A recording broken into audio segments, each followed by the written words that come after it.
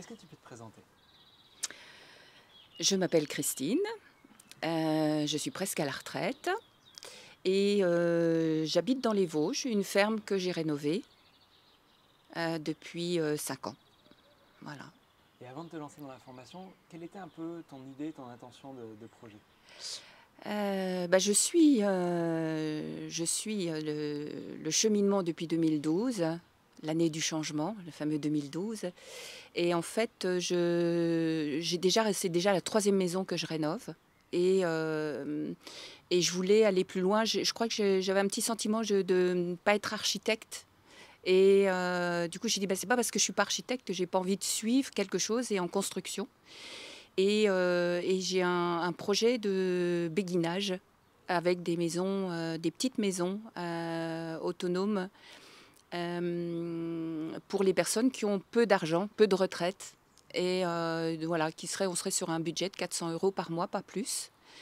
Et donc c'est ce qui me fait vibrer en ce moment. Et du coup, je voulais maîtriser plus de choses sur la conception et surtout sur toutes les règles. Enfin bref, suivre une formation qui soit très globale, très générale pour arriver à faire, à suivre mon projet, enfin suivre l'architecte surtout, dans le projet, et vraiment pour qu'il soit comme j'ai envie qu'il soit, quoi. Génial. Voilà. Et maintenant, tu en es où aujourd'hui? J'ai mis ma maison en vente. Puisque là, je suis arrivée au bout du projet. C'était un projet que j'avais qui devait être avec plusieurs personnes. Et finalement, je me suis retrouvée toute seule. Et suite à 4 fractures des membres supérieurs, je n'arrive plus à démarrer ma tondeuse. Du coup, je dis, ben voilà, 4000 mètres carrés, il faut que je fasse quelque chose, c'est que je dois aller ailleurs. Il faut toujours que ça soit très violent chez moi pour y arriver. Donc, du coup, bah, tiens, je vais repartir sur mon projet. Et après, ça s'est fait très vite, en fait. Il a suffi. Puis j'attendais la version française aussi de la formation, parce que je ne me voyais pas partir là-bas au Québec. Et puis de là, tout s'est enchaîné, en fait. Et donc, mon projet de béguinage, là, je viens de rencontrer une personne qui est justement l'association où je voulais aller.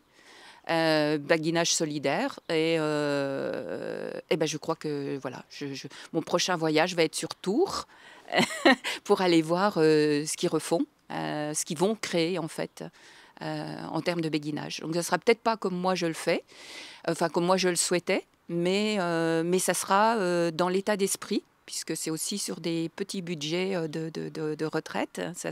Et ce sera surtout plus solidaire que moi ce que je pensais. Voilà. C'était aussi ça. C'est parce que dans cette nouvelle ère du vivant et solidaire, il faut que les projets qui étaient individuels deviennent solidaires, Super. en étant aussi avec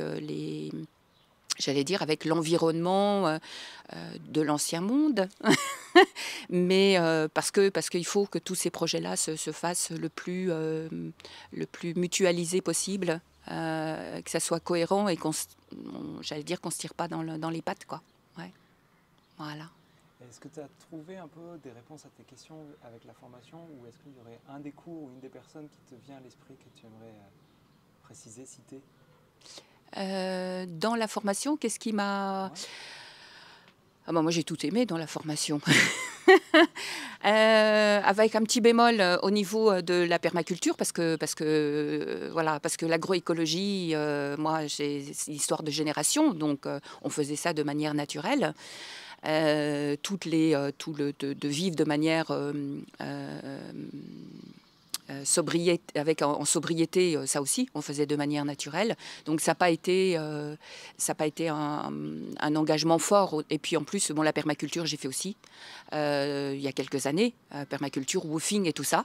Donc du coup, c'est juste cette partie-là que j'ai moins accrochée. Parce que je connaissais déjà bien. Par contre, tous les aspects techniques, oui, c'était important. C'était important de pouvoir voir vraiment ce qui existait. Et après, apporter aussi le bémol. Parce qu'il y a toujours les bémols derrière. Il y a ce qu'il y a au niveau formation. Puis après, quand on écoute les anciens, moi, dans les Vosges, par exemple, on fait pas... le bois, c'est au-dessus d'1,50 m parce qu'en bas, il y avait la neige. Donc, voilà. Et on ne construit pas, on ne met pas de bois non plus, parce que les froids sont plus suffisants pour les petites bêtes. Donc, les constructions en bois, les chalets, ou même les maisons qui sont complètement écologiques et bioclimatiques, ne sont pas tout en bois. Le sol est jamais... voilà.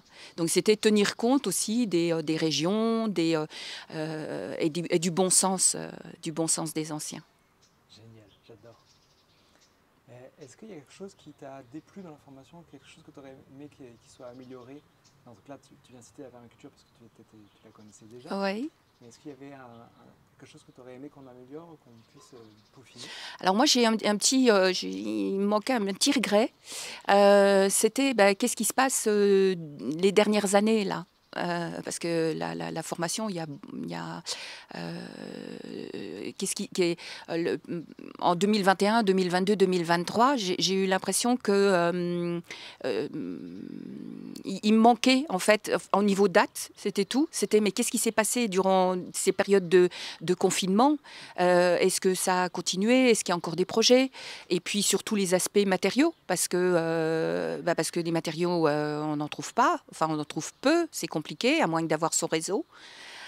C'était comment je vais réussir à faire ce projet-là si j'ai pas voilà. Donc et là je reviens à nouveau à ça, c'est comment je vais pouvoir me faire aider autre que par un architecte qui est dans le sud de la France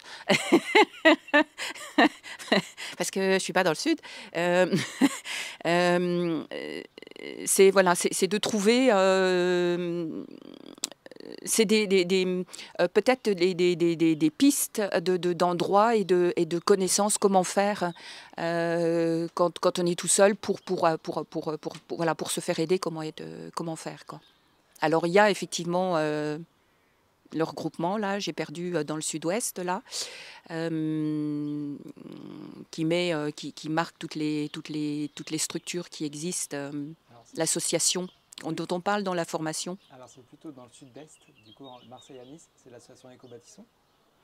C'était pas Éco-Bâtisson, mais non, c'est une plateforme qui met en relation tous les acteurs. Anciennement, c'était le réseau Fer, et puis maintenant ça s'appelle France Rénov, qui met à Non disposition. plus, enfin c'est pas c'est tout. J'ai un blanc, donc j'ai un blanc. Ouais. Et après il y a Twiza pour les chantiers participatifs. Twiza peut-être, oui. Je ne sais pas si c'est. Si, je pense que c'est ça, ouais, qui met, voilà, qui remet. Donc du coup, je suis pas allée voir encore. Okay. J'ai pas pris ma cotisation, mais ça ne saurait tarder. C'est une asso, donc ça va, ça reste abordable. Oui, non, mais c'est plus pour avoir des bons, parce qu'il y a quand même 80% de professionnels qui sont pas bons. En tout cas quand je travaillais à la CAPEB, hein, voilà, s'il y avait que 20% de bons, et pour les trouver et pouvoir partir sur des projets comme ça qui sont un petit peu innovants, il faut vraiment, j'allais dire, faut se blinder au niveau professionnel, quoi. C'est vrai. Ouais. L'accès à la formation, tu l'as accès à vie, et la mise à jour de la formation va être ouverte là dans les semaines qui viennent. Donc si vous qui regardez cette vidéo-là, vous aurez la version qui date de 2022. Ah, super. Et puis il y a des webinaires aussi. Oui, les webinaires, ouais. Qui permettent d'actualiser le... Voilà, je ne les ai pas tous regardés encore. Mais je ne ferai pas d'aquaponie. C'est un sujet qu'on aborde peu, mais donc du coup le reste... Oui, je suis dans un village où il y a une école d'horticulture, il y a 1500 élèves, et du coup ils sont mis à tous les sujets qui étaient susceptibles d'avoir des subventions, et entre autres l'aquaponie, et donc du coup voilà, ils font leur plantation de fraises, enfin ils ont fait des tests, et du coup maintenant ils vendent les légumes au marché, parce qu'ils ont des légumes, ils ne savent pas quoi en faire. Est-ce que tu aurais un message pour la fin? Ah si, juste avant, est-ce que la personne qui regarde cette vidéo-là, avant qu'elle se lance, peut-être qu'elle est en train d'hésiter, qu'est-ce que tu aurais à lui partager pour l'inviter à prendre contact avec nous Si elle est sur Facebook, tout est bien indiqué. Les vidéos sont vraiment très bien faites.